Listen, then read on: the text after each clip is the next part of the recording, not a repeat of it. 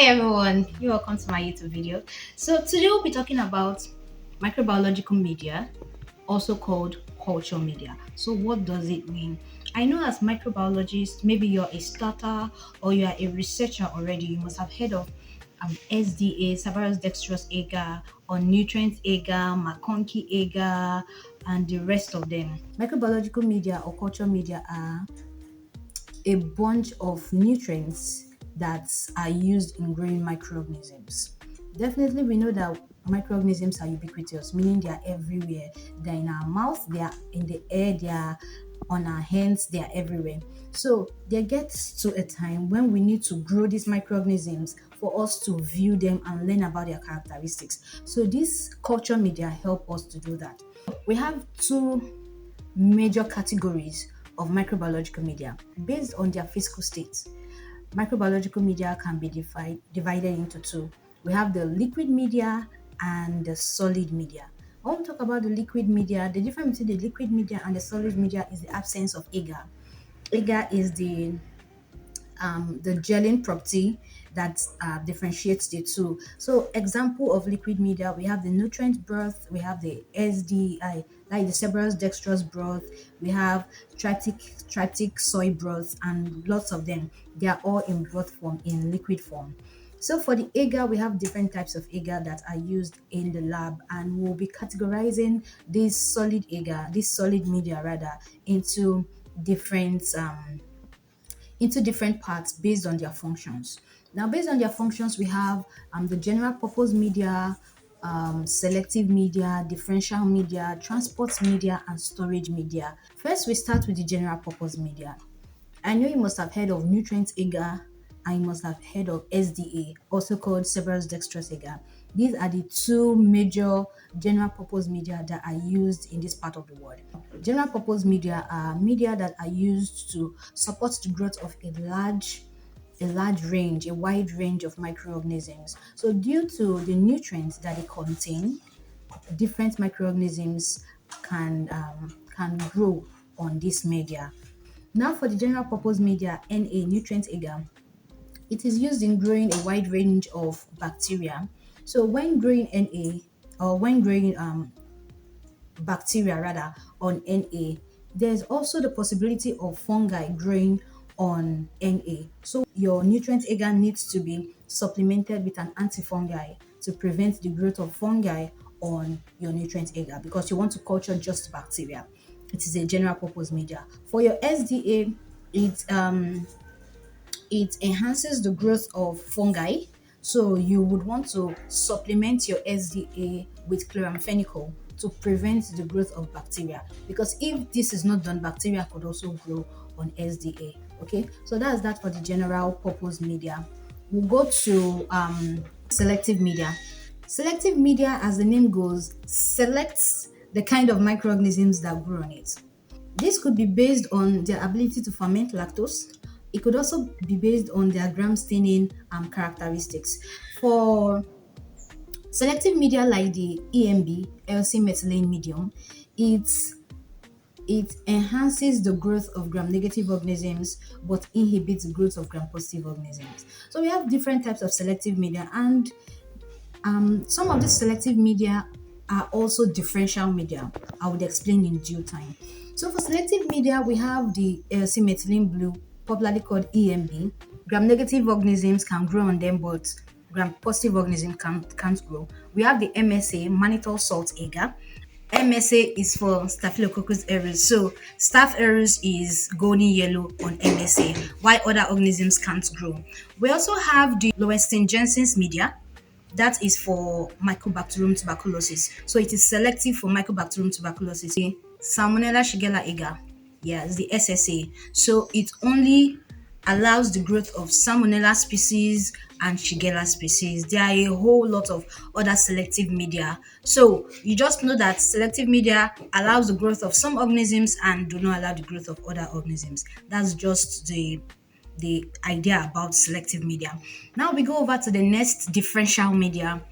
Differential media, and the difference between differential media and selective media is, while selective media inhibits the growth of some organisms it does not want, differential media allows some organisms to grow but differentiates them based on the color. So that is the difference. For MSA, I said earlier when I was explaining the selective media that mannitol salt agar is it's a selective media. It's also a differential media because Staphylococcus epidermidis can grow on MSA, but with a different color from Staphylococcus aureus that grows with a golden yellow. So MSA is both a selective and a differential media. McConkey is both a selective and a differential media. So for McConkey agar, Klebsiella species are red to pink.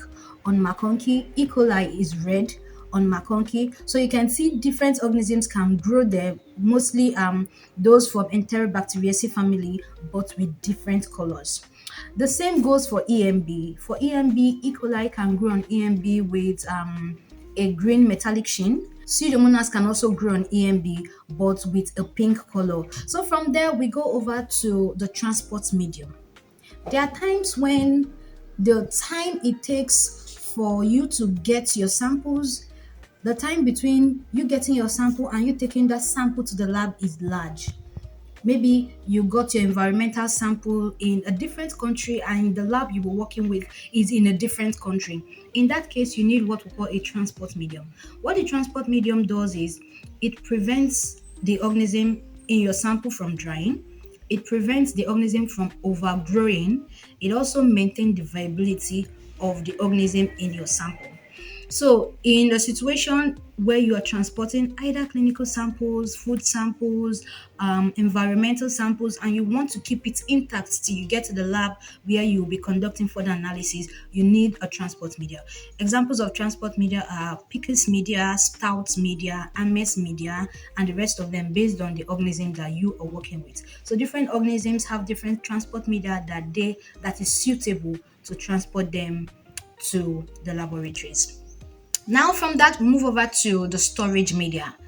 Now, when you're working on your samples, you agree with me that you don't just finish your analysis in a day. Sometimes your microbiological project expands as much as 1 month or 2 months or as long as a year. And in other cases, you just want to store your organisms. Maybe you're running a BSc work and you want to use the same organism for your master's research or your postdoctorate. You need to store that organism. Now we have different media for storing organisms and at different temperatures. The one that is popular is the Treptic soy broth. It is used in storing organisms at minus 70 degrees Celsius.